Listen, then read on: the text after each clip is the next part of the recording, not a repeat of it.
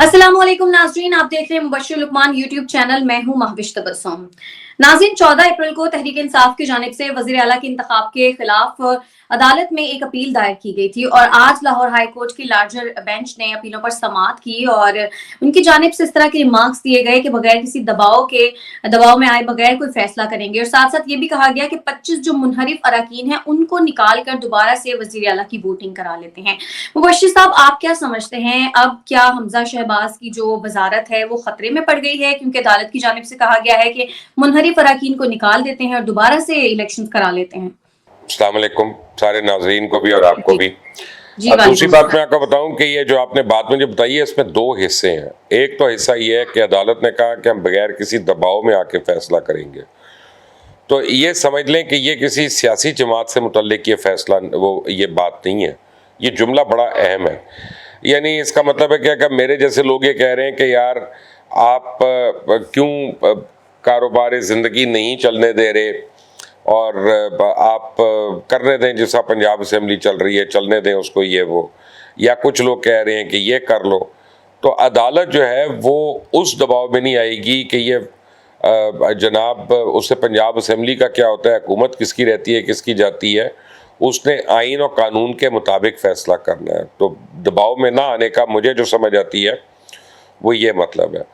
दूसरी बात यह है कि कोई इतना हमजा को प्रॉब्लम नहीं होगी, क्योंकि 17 तारीख को तो बाई इलेक्शंस हैं और बाई इलेक्शंस में आटे दाल का भाव भी पता चल जाएगा लोगों को, और उसमें PMLN जो है एक रीजनेबल अक्सरियत ले लेगी 12-14 सीटों की, मेरा ख्याल है 4 सीटें जो है वो PTI को मिलेंगी और 2 सीटों पे अभी टफ मुकाबला हो रहा है, वो देखते हैं किसको जाती है। लेकिन अगर 17 को इलेक्शंस होते हैं तो दो बातें हैं।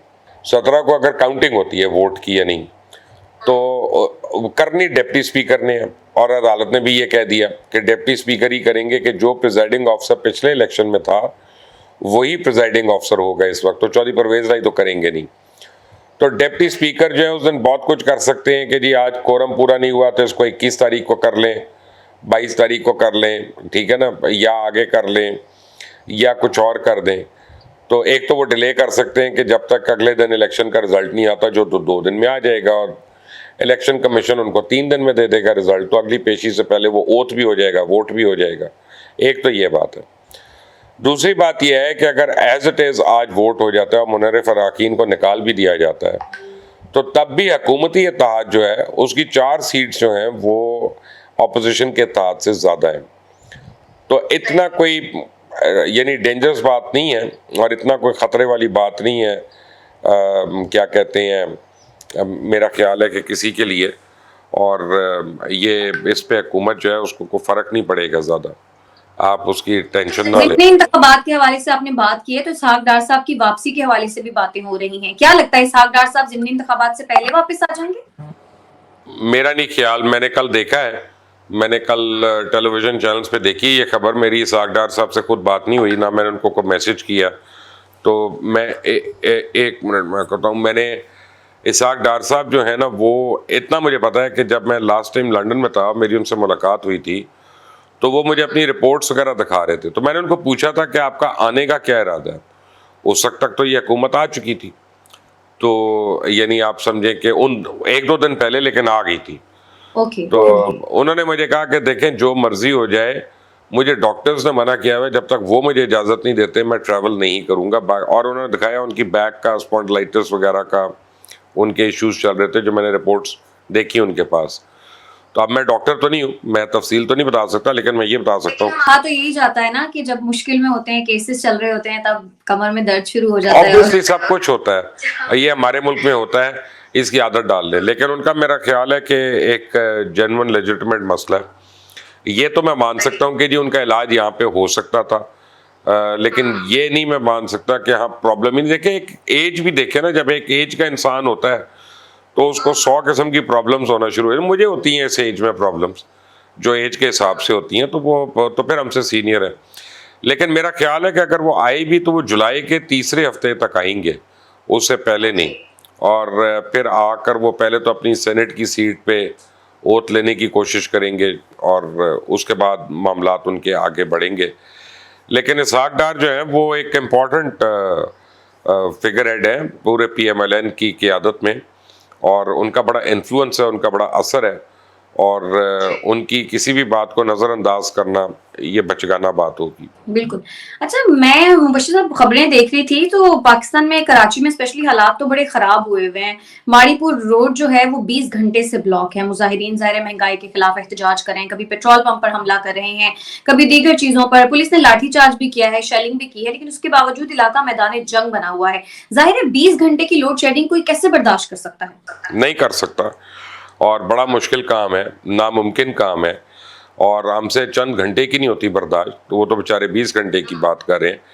और देखें अब हो क्या रहा है कि आपको मैं एक साइकी बताता हूँ, और इसको ज़रा समझने की कोशिश करें कि मारीपुर में तो 20 घंटे चली गई ना। मैं कह रहा हूँ कि लाहौर में फ़र्ज़ करें 3 घंटे जा रही है रात को, 20 घंटे नहीं जा रही। लेकिन जो गर्मियों का माहौल है, जो हालात हैं कि जब 1 घंटा बत्ती चली गई तो आदमी उठ के बैठ जाता है, बच्चे उठ के बैठ जाते हैं, मच्छर काटना शुरू हो जाते हैं आपके घरों में। फिर बत्ती आती है, फिर आप सोने की कोशिश करते हैं, फिर आप सो जाते हैं, फिर बत्ती चली जाती है, फिर आप उठ जाते हैं। अब 3 दफ़ा जब रात को ये होता है तो प्रैक्टिकली किसी इंसान की नींद नहीं पूरी होती, और जिसकी नींद नहीं पूरी होती फिर वो चिड़चिड़ा भी होता है, फिर वो लड़ाका भी होता है, फिर वो डिप्रेशन का भी शिकार होता है, फिर उसको मसाइल भी होते हैं, अगले दिन काम भी करना है सारा दिन। तो ये प्रॉब्लम्स तो हो रहे हैं, और हमारी सोसाइटी में हो रही हैं दबा कर, और इसमें हम जो है ना वो अब मैं क्या बात करूं, फिर आप कहेंगी कि जी आप खामखा में खिलाफ बात कर रहे हैं। ये एक रात में तो ये इशू शुरू नहीं हुआ कि आपने अगर अपनी गैस की रिक्वायरमेंट जो है या ऑयल की रिक्वायरमेंट साढ़े 3-4 साल में भी तो नहीं हुआ ना, उससे पहले मैं उसी की बात कर रहा हूं कि वो आपने जो कुछ नहीं किया उसका एक फॉल आउट तो आ ही रहा है ना। लेकिन यहाँ पे सवाल का जवाब जो है ना वो बनता है शाहिद खाकान अब्बासी से, क्योंकि शाहिद खाकान अब्बासी ने थोड़े दिन पहले टेलीविजन पे कहा था कि अब चंद दिन के बाद 2 घंटे की लोड शेडिंग रह जाएगी, और जुलाई के एंड तक 3 घंटे की, और जुलाई के एंड तक 2 घंटे की लोड शेडिंग रह जाएगी, और फिर वो भी ख़त्म हो जाएगी। तो वो अब्बासी साहब ने किन बेसिस पे कह दिया था, और अभी तक क्यों उनकी बात पे अमल दरामद नहीं हुआ, और क्या उस वक्त तो एक सियासी नाराबाजी थी, या वाकई उनके पास कुछ ऐसे एविडेंस था कि जिस वजह से ये होना था। तो अब उनका फ़र्ज़ है कि वो बताएं आके लोगों को कि क्यों नहीं ऐसा हो सका। तो जहाँ पिछली हुकूमत का कसूर है, वहाँ इस हुकूमत का भी ये कसूर है कि ये गलत टाइमलाइंस क्यों दे रहे हैं, गलत डेडलाइंस क्यों दे रहे हैं लोगों को। सो मेरा ख्याल है कि सारे इक्वली तो नहीं, लेकिन सारे रिस्पॉन्सिबल है किसी न किसी फॉर्म में जाके। जो है वो हुकूमतों का होता है, लेकिन भुगतना आवाम को पड़ता है सर। अच्छा, फिर जो प्रॉब्लम्स हुए ना वहाँ पे, वो लॉ एंड ऑर्डर सिचुएशन क्यों हुए कि मारीपोर्ट का जो पुलिस स्टेशन है वहाँ पे रिपोर्ट हुआ कि लोगों ने गाड़ियों को लूटा, डकैतियाँ की, ये किया वो किया। एक तो बात मुझे समझ में आती है कि चले लोग फ्रस्ट्रेट हो गए, दूसरी बात मुझे समझ में नहीं आती कि वो जो जा रहे थे वहाँ पे जिनको लूटा गया वो तो भाई आपकी बिजली नहीं खा रहे थे। ये आपको सिर्फ ये लग रहा है कि ये खुश क्यों और हम तकलीफ में क्यों हैं, तो ये है। लेकिन जब क्राउड जो है मॉब में कन्वर्ट होता है तो उसमें से अक्ल और दानिश की बात तो नहीं हो सकती। लेकिन तो माड़ीपुर रोड नॉर्मल डेज में भी इस तरह के वाकयात होते रहते हैं, ये तो इस हवाले से बड़ी मशहूर रोड है। जी हाँ, लोग डर कराची का तो अब आपको पता है। बिल्कुल ऐसा ही है। विफाक में हुकूमती इत्तेहाद में शामिल अहम जो जमात है जमात उलमाए इस्लाम फेल, उसने सिंध हुकूमत के खिलाफ तहरीक चलाने का ऐलान किया। और इससे पहले हम देख रहे थे कि बलूचिस्तान से जो इत्तेहादी हैं असलम बुतानी, वो भी हुकूमत पर काफी गर्जे बरसे हैं। आखिर ये चल क्या रहा है पाकिस्तान में? देखें, इसमें 2 बातें हैं। पहली बात तो यह है कि धांधली तो हुई है, ये तो कोई नहीं कह सकता कि वहाँ पे सिंध में इलेक्शंस में धांधली नहीं हुई है। हमने कुछ वीडियोस भी देखी हैं, फुटेजेस भी देखी हैं, कुछ इंसिडेंट्स का ही पता चला है। ये तो मैं मान सकता हूँ कि तहरीक इंसाफ वाले उसको ज़्यादा बता रहे हैं, हुकूमत वाले कम बता रहे हैं, JUI वाले अपनी मर्जी का फिगर दे, लेकिन धांधली तो हुई है, इसमें तो कोई दो राय नहीं है। और वो हमारे इलेक्शन का एक फोटे है, वो हमारी शराख्त है। हम तो रोज़ा रख के नाप तोल में अपना फ़र्क कर लेते हैं, तो हम तो ऐसे मुसलमान हैं। हमारे यहाँ फेयर इलेक्शंस हुए कब है? हमारे यहाँ तो धांधली ही होती है। देखें महविश, एक बात समझने की कोशिश करें। आप क्योंकि उम्र में बहुत छोटी हैं तो आपका भी तजुर्बा नहीं है, लेकिन अगर आप देखें कि आपने हमसाए में हिंदुस्तान में आप देखें, वहाँ केयर टेकर गवर्नमेंट नहीं आती इलेक्शन कराने के लिए। या कहीं पे भी, अमेरिका में भी इलेक्शन होते हैं, केयर टेकर गवर्नमेंट नहीं आती कोई, या कहीं और पे। ये पाकिस्तान ही है जहाँ पे किसी सियासतदान को एक दूसरे पे एतबार ही नहीं है कि केयर टेकर आनी पड़ती है कि जी ये बिल्कुल न्यूट्रल हो, तो ये हो तो वो हो, वरना हमने खुद से तो कराना नहीं। यानी ये बेसिकली हम ये कह रहे हैं ना कि हमने तो सही इंतखाब नहीं कराना, तो इसलिए केयर टेकर लेके आओ। लेकिन दूसरी बात जो है ना, वो एक पॉलिटिकल चीज़ है, उसको समझने की कोशिश करें डेप्थ में, कि अगले साल इलेक्शन का साल है, तो अगर JUI और पीपल्स पार्टी बड़ी अच्छी तरह चलते रहे, तो JUI इलेक्शन में क्या लड़ाई करेगी पीपल्स पार्टी से? तो वो अभी से प्रिपेयर कर रहे हैं ग्राउंड। आप देखें कि पिछले इलेक्शन में अगर आप देखें तो सिंध में सबसे ज़्यादा वोट्स लिए हैं पीपल्स पार्टी ने, और दूसरे नंबर पे जो जमात रही है वो जमीयत उलमा इस्लाम रही है। और इसीलिए जब 2 साल पहले एक इलेक्शंस भी हो रहे थे लाड़काना की सीट पे, तो JUI वालों ने उस वक्त PTI के इत्तेहाद में जाके वोट दे दिया था, पीपल्स पार्टी को नहीं दिया था, क्योंकि वो अपने वर्कर को नहीं खराब कर सकते कि आज वो कहते हैं कि तो पीपल्स पार्टी को वोट देना है क्योंकि PTI से लड़ाई है, तो कल जनरल इलेक्शन में वो वर्कर बिल्कुल बिदक जाएगा। तो ये पॉलिटिक्स जो है ना, ये एक बड़े मुख्तलिफ जानवर का नाम है। तो पॉलिटिक्स में बहुत कुछ होता है और बड़ी अंदर का सोचना पड़ता है।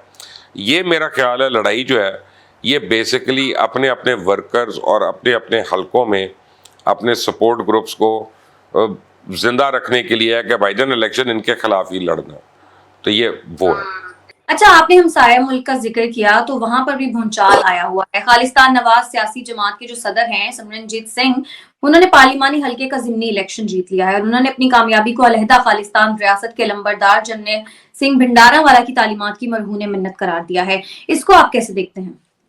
एक तो आपको मैं बताऊं, मैं ऑन रिकॉर्ड आपको बताता हूं जी कि सन जर्नैल सिंह भिंडरवाले जो थे, जी, मैं तो उनका बड़ा fan, I think he was a great man.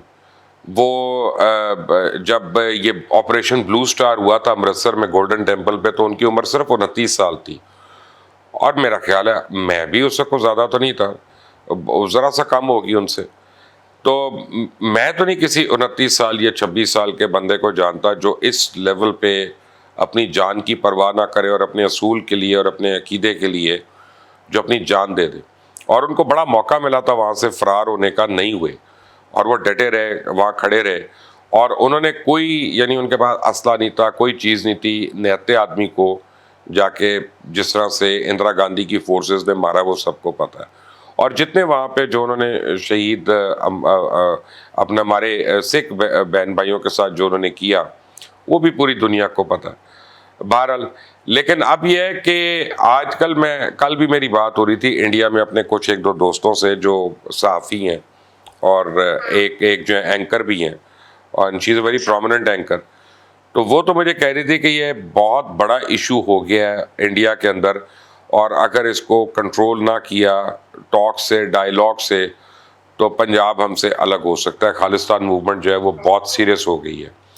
अब इंडिया का प्रॉब्लम यह है कि अगर एक जगह वो करते हैं कुछ सेटलमेंट, तो उनकी मणिपुर है वो भी अपना गर्म हुई हुई है, उनकी नागालैंड उसकी भी वो जो है गर्म हुई हुई है, उनकी बंगाल में नक्सलाइट्स जो है उनकी भी मूवमेंट गर्म हुई हुई है, उनके सेंटर में जो माओइस्ट की मूवमेंट है वो भी गर्म हुई हुई है।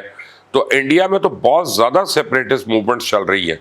अगर कहीं एक पे वो आके सेटल कर लेते हैं तो वो तो बाकी तो उनके हाथ में नहीं आएंगी। ऊपर से चाइना, जो आपको पता है कि चाइना ने क्लेम किया है वो अरुणाचल प्रदेश, आई थिंक उसके ऊपर कि ये हमारा हिस्सा है, और उन्होंने उनको वीज़ा फ्री कर दिया कि उस सूबे के जो लोग हैं वो बगैर किसी वीज़े के चाइना आ सकते हैं, जा सकते हैं। उनको कहते हैं ये हमारा ही इलाका है, तो वो भी अपना क्लेम बना के बैठ गए हैं। ऊपर से कश्मीर के ऊपर एक और डिस्प्यूट हो गया, वुहान वैली के ऊपर, कि पहले तो कश्मीरी उसके स्टेक होल्डर थे, फिर पाकिस्तान भी आ गया, इंडिया भी आ गया बीच में, उसने कहा टू टंग है, और उसके बाद अब चाइना भी स्टेक होल्डर हो गया, और चाइना कहता है ये इलाका हमारा है।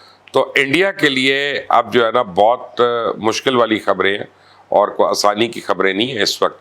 और वहाँ पे मुझे कल पता चला है कि उन्होंने मुझे कहा कि हम नाटसी जर्मनी में जिंदा रह रहे हैं। ये मुझे एक सहाफ़ी ने कहा। मैंने कहा वो क्या मतलब? उनका नाम बोल सकते हैं, नाम लिख सकते हैं, नाम कह सकते हैं, नाम फील कर सकते हैं, हम सिर्फ मोदी सरकार की तारीफ कर सकते हैं, वरना हमें रॉ उठा के ले जाएगी और उसके बाद हमारे घर वाले इंतज़ार ही करेंगे हमारा। तो इस वक्त इंडिया जो है वो अपने वर्स्ट पॉलिटिकल क्राइसिस के अंदर से गुजर रहा है। सही सही। तो मुबश्शिर लुकमान साहब, एक और चीज बड़ी अच्छी पाकिस्तान की तरफ से हुई है कि आईएमएफ के साथ जो बहाली का प्रोग्राम है वो बहाल होने के चांसेस अब बढ़ गए हैं। कहाँ पेशरफ सामने आई है। मिफ्ता इस्माइल साहब ये कहते हैं कि 7वीं और 8वीं किस्त अब एक साथ मिलेगी और अब एक नहीं बल्कि $2 अरब तकरीबन एक साथ मिलेंगे। तो अब लग रहा है कि जुलाई के पहले हफ्ते में हालात कुछ बेहतर हो सकते हैं पाकिस्तान के। देखिए, जुलाई के पहले हफ्ते में तो साइन होगा, तो हालात आपको जुलाई के एंड में पता चलेगा, बल्कि अगस्त के आखिर में बेहतर होना शुरू होंगे। ये तो नहीं ना कि हमने साइन किया और वो अगले कहेंगे ये हमने एटीएम से निकाल के तुम्हें पैसे दे दिए। तो एक तो वो है, लेकिन आईएमएफ की डील साइन होने का मतलब है कि हमारे जो बाकी डोनर्स जो वेट कर रहे थे कि हमें किस तरह से देखना है उन्होंने, उनके लिए वो फ्लड गेट्स खुल जाते हैं। तो अब आपको चाइना का पैसा आ रहा है, सऊदी अरेबिया आपको कमिट कर चुका है, यूएई कर चुका है, कतर भी अब कर रहा है, और कतर आपको गैस दे रहा है डेफर्ड पेमेंट के ऊपर। तो पाकिस्तान गवर्नमेंट को $6 बिलियन अगले साल के लिए चाहिए था, तो बाय जुलाई एंड तकरीबन $8.5 बिलियन जो है वो हमारा आ जाएगा। आप देखें कि थोड़े दिन पहले 215 का था डॉलर, जिस दिन आपकी और मेरी बात हुई थी उस दिन, कि क्योंकि हमारा आना था उस दिन यूट्यूब से, आपको पता ही है, उसी दिन कम होना शुरू हुआ। आज इस वक्त 207 रुपए का है ओपन मार्केट में, और जब $2 बिलियन आ गया तो ये ऑटोमेटिकली बतदरीज कमी होना शुरू हो जाएगी।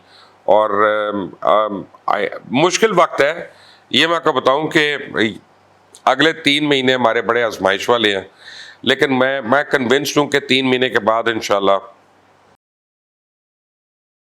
इंशाल्लाह। अच्छा सर, एक और खबर मेरे पास है, वो ये कि अमरीकी सेनेट के जो कायदे ऐवान है उन्होंने चिवन पीटीआई के हवाले से एक बयान दिया। उनकी जानिब से कहा गया कि उनके बयान की वजह से पाकिस्तान और अमेरिका के जो ताल्लुकात हैं वो काफी खराब हुए। तो साजिश का जो बयानिया था उसने किस तरह फॉरेन पॉलिसी को नुकसान पहुंचाया? देखें, अपना एक बयान तो नहीं ना, उनके तो 10,000 बयान है इमरान खान के। साजिश वाला ज्यादा प्रोमिनेंट था ऑब्वियसली। जी, मैंने कहा साजिश का जो बयानिया था वो ज्यादा प्रोमिनेंट था। जो इस चीज का कोई यानी सर पैर नहीं है, आप उसको करते हो, और वो भी आप एक सुपर पावर को कह रहे हैं, तो कहीं ना कहीं तो उन्होंने रिटेलिएट करना है। वो आके जुबानी कलामी तो बातें नहीं करेंगे हमारी तरह, वो जब करेंगे तो वो फिर एक्शंस लेंगे, और उन एक्शंस में वो आपके ऊपर टाइट करेंगे, नूज टाइट करेंगे। लेकिन अब जब अमेरिकन सेनेट का चेयरमैन जो है वो कह रहा है कि इमरान खान वजह दूरी था पाकिस्तान और अमेरिका की, तो ये तो अब बड़ा एक सीरियस एलिगेशन है इमरान खान पे। और आपको पता है कि हम तकरीबन, मैं if I am not wrong, मेरे फिगर्स गलत हो सकते हैं इस वक्त, ऑफ हैंड में बता रहा हूँ, तकरीबन $35 बिलियन की रेमिटेंस जो है तो हमें अमेरिका और यूरोपियन कंट्री से आती है। हमारी एक्सपोर्ट्स वहाँ पे जो हैं, फिर रेमिटेंस जो है, तो इतना आसान तो नहीं है कि हम उनको कहें कि जी आज ख़त्म कर दो सारा, तो ये मुल्क खड़ा हो जाएगा, कैसे चलेगा इस तरह से। तो आपको डिप्लोमेसी में आपको मिक्स एंड मैच करते हैं, और आप कैरेट एंड स्टिक वाली अप्रोच लेकर चलते हैं, और काफ़ी हम तो बचगाना किस्म की बातें कर रही हैं।